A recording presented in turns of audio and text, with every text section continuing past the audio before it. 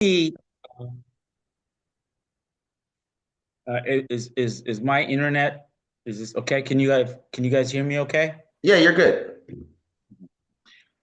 So there's a lot of misconception about how mortgage rates are determined, and I really wanted to talk a little bit about that, especially how it affects us in the real estate business, right? So traditionally, before we had the last recession, mortgage interest rates were determined by the market. The market meaning based upon how investors invested in mortgage-backed securities or their equivalents. Based upon that, mortgage rates went up or down. So if the prices of mortgage-backed securities went up, then the interest rates went down. There's an inverse relationship. So, and when does that happen? When do prices go up? Well, prices go up when investors, when I mean investors, I mean institutional investors, pension funds, mutual funds, countries like the country of Japan or China, when they're investing. So generally, they're in denominations of $100 million. So when these investors say, I want to invest in something very safe, then they invest in what's the safest security in the world is the U.S. the U.S. debt. U.S. debt is anything over 10-year um, duration, the 15-year bond, the 30-year bond. Those are called bonds.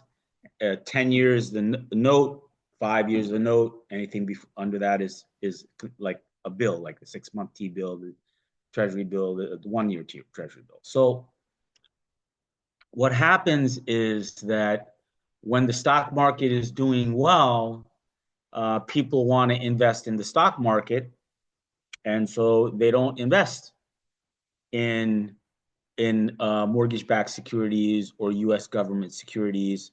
So those prices go down and the interest rates go up.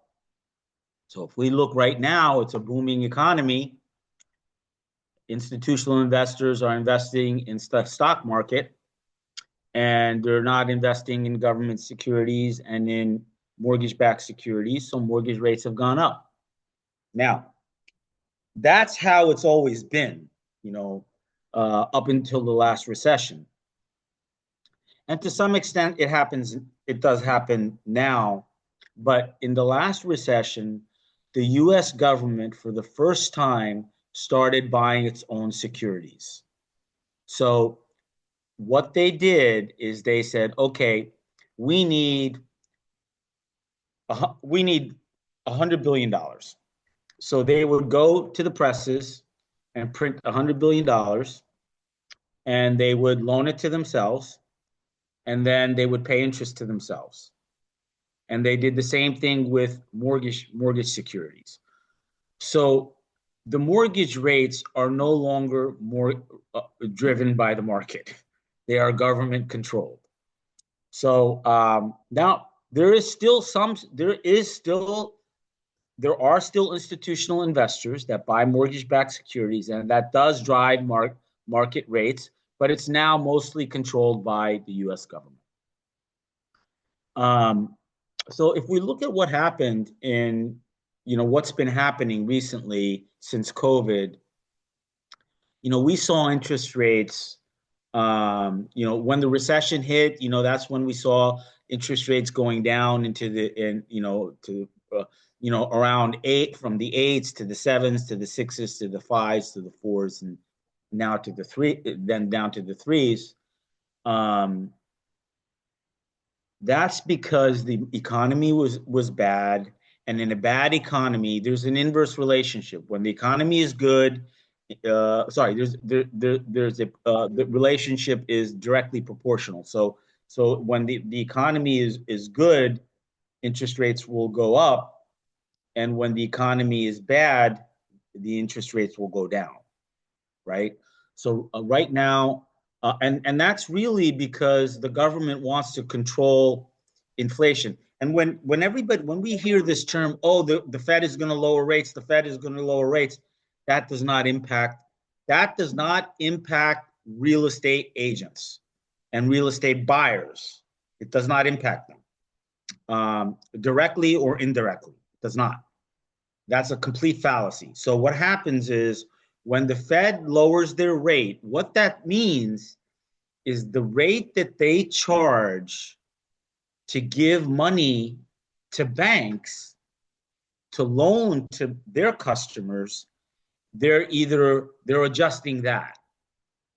So what happens is that, like, I have a on the building that we have our office in, that I have a an interest rate that's driven by prime. So when the government lowers their rate, like they just lowered their rate 1/4%, my rate is indexed to prime, so my rate goes down 1/4%, right? People also that have home equity lines of credit, so those people that had 2%, 3%, 4% interest rates, they need cash. They got to pay off credit cards. They got to send their kid to college. They got to go on vacation, whatever. So they're going into debt by credit cards, so on and so forth. And so they're getting home equity lines of credit. They're not refinancing, right? They're not, because they don't want to touch that 3% mortgage, that interest rate. So now they have that a second mortgage. Now, second mortgages, home equity lines of credit, are indexed to the prime rate. So those people that are already homeowners, they are affected by when they say, oh, interest rates are going down, interest rates are going down, right? But it has no impact. That has zero impact on us. That's why when the interest rates came down recently, 1/4%, came down last week, the Fed lowered the rate. The 10-year no the interest rates actually went up, right? So when you hear that, don't think that it's driven. Our mortgage rates are determined by the 10, are indexed. Okay, they're indexed to the 10-year Treasury security, which is called the note, the 10-year note. So the 10-year note, based upon that going up or down, is how mortgage rates go up or down. And the 10-year note will go up or down based upon economy. Now, where are we at right now? Okay. This is the question. Where are we at now? And where are we gonna be? So I was of the impression that when the economy has been very, very strong the last couple of years. It doesn't matter what the Democrats say and what the Republicans say. It's been a very strong economy, right? Stock market, which I don't really look at the stock market as an indicator, but for the economy, but it's an indicator for consumers. They think that the stock market has something to do with our economy, and that drives consumer sentiment. And what consumer sentiment drives is consumer spending, which is really, really important for our economy. So what happens is that consumers are spending money. We have a very, very high employment rate, right? And again, they're spending money. They're putting money into the economy. So the economy is it's the 800-pound gorilla. Everybody's buying, driving up prices, right? Supply and demand. A producer of something says, "Hey, listen, I only have 10 widgets. I only have 10 widgets left. I usually sell them for $5. I'm going to sell them for $5.10. The guy that uses widgets in his component to build something, he's going to raise his prices based upon the prices of the widgets. So oil is an important indicator, right, for interest rates. So I think, I was hoping that before they started lowering rates, the Fed, on the prime rate, because the prime rate has an effect on the economy, right? And not on mortgage rates, but it has an effect on the economy. So so if the prime rate went up, borrowing costs went up, employers would be forced to start doing layoffs, and and once that happens, consumer spending lowers, uh, gets lowered, which is actually that's really the most important thing, right? Is what consumers are spending. So consumer spending goes down, unemployment goes up. I was hoping that they would continue to increase rates, so that if they continue to increase rates, we would have a sharp drop in interest rates. So now what they've done is they want to have what's like a soft landing. A soft landing means that they don't want to have 8-9% interest, unemployment rates. They don't want to. They just want to have unemployment go up a little bit, have the inflation come down, and it just be the interest rates be somewhere around 5.5%. That's kind of what I'm feeling, that the government is hoping for. So by them lowering the rate in a good economy where unemployment is low, uh, I don't know why they're doing it. There's no basis for it. They really should not be doing it. I mean, I look at the same numbers they look at. I don't know. Maybe they have some secrets that I can't see, but it doesn't make any sense to me. The one thing that there is an outside chance of is deflation. Okay. So deflation means when there's inflation, that means that the economy is growing faster than it should, right? And deflation, which we were in for a long, long time, we couldn't get out of it. Montgomery prices and even our real estate prices, Montgomery, the whole corridor, Montgomery, Hillsborough, this whole area, prices were not going up more than 2-3% for years. That was going on. So what we if we get back to deflation, then we might see interest rates come down sharply.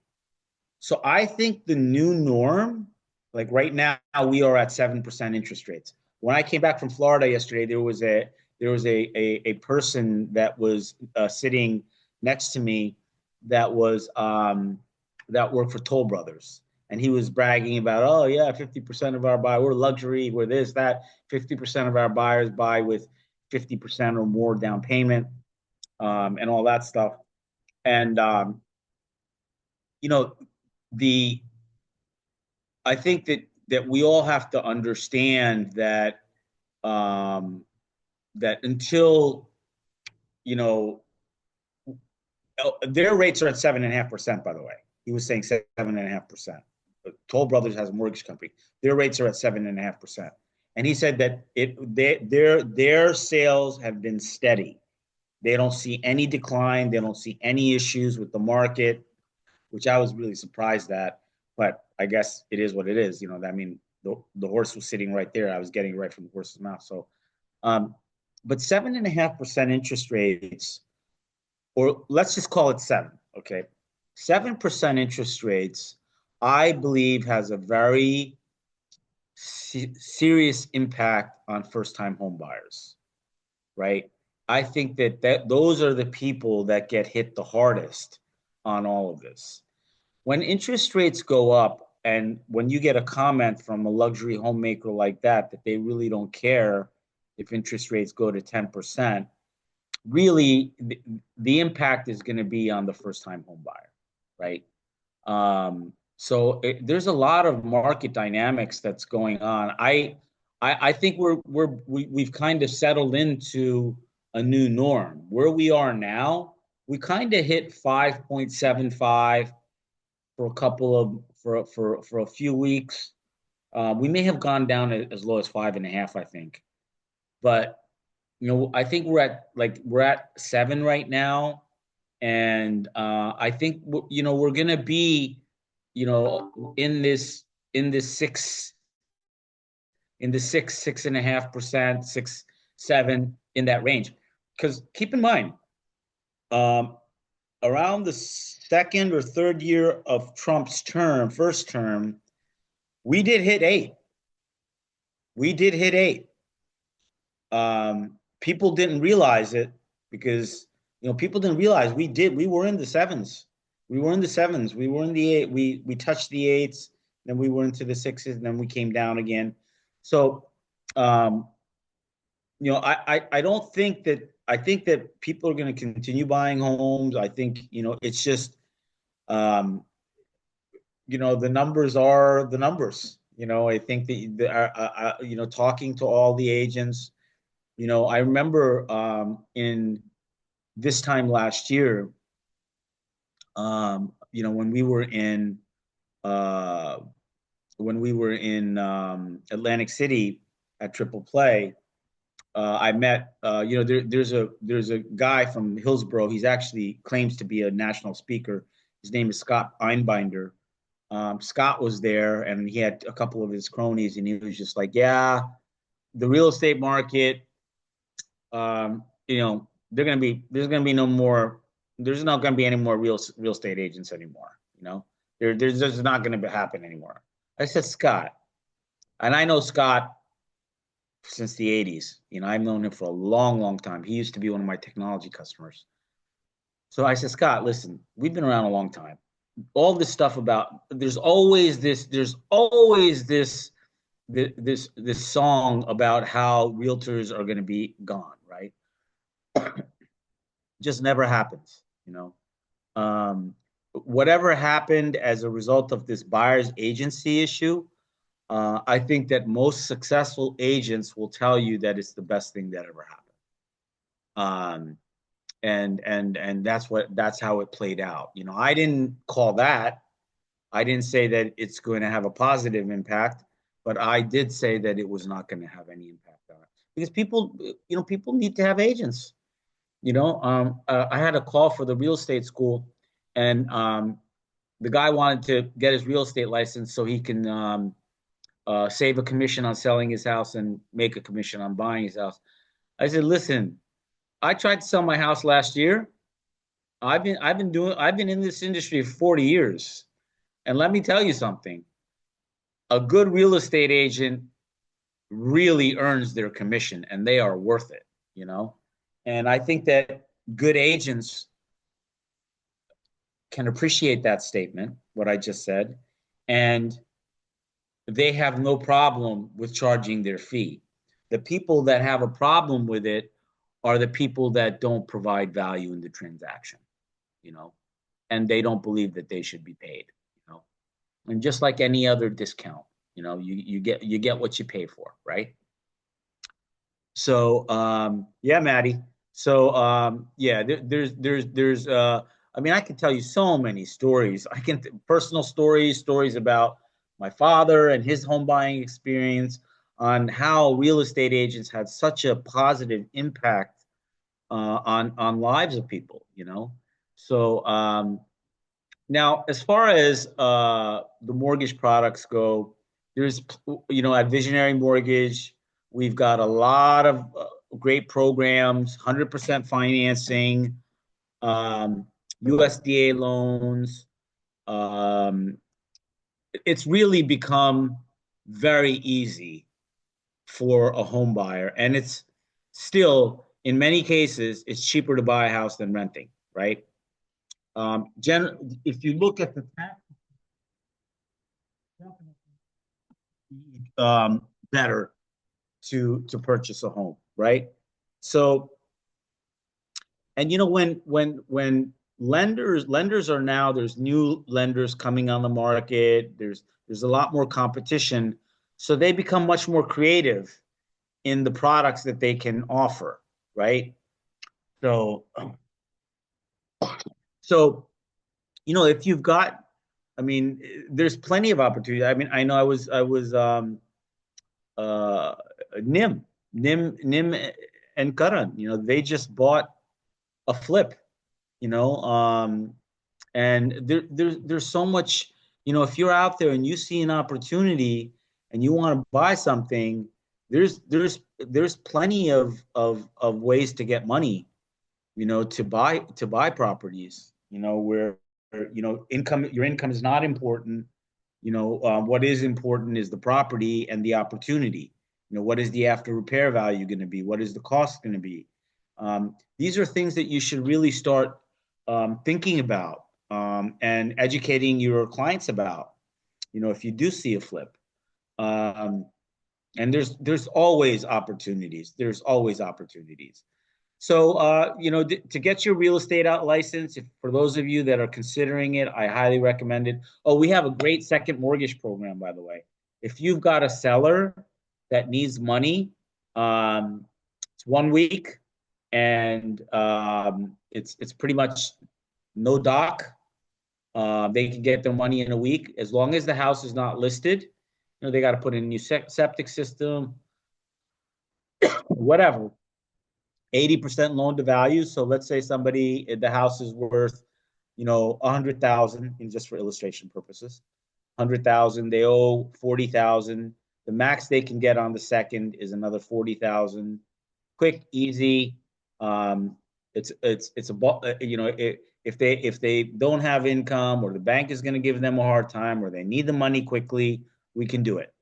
Um, and you should think about getting your mortgage license, because it's a great credential to have.